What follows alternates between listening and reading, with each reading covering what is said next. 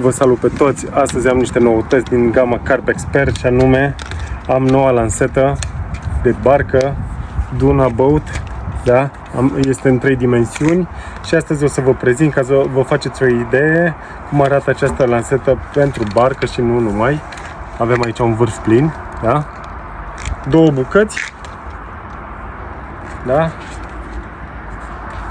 Și am așa 2,10, 2,40 și 2,70. Așa, acțiune de 200 de grame. Am aici un mâner cu o prindere foarte, foarte bună, o mandolină foarte în regulă și am aici 3 dimensiuni, da? Cum ziceam.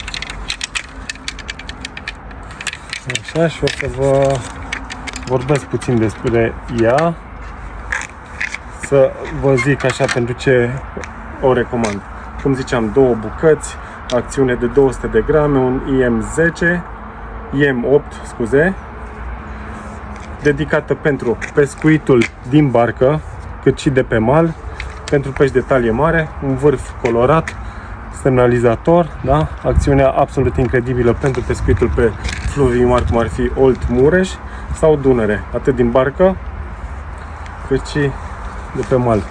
Lansează niște greutăți foarte, foarte mari. Prețul încep din 77 de lei până la 82.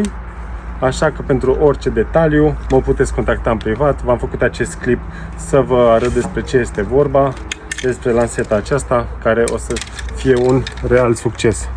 Așa că abia a intrat în stoc și vă aștept cu comenzi, pentru că se vor da foarte, foarte rapid. Vă salut și o zi minunată vă doresc!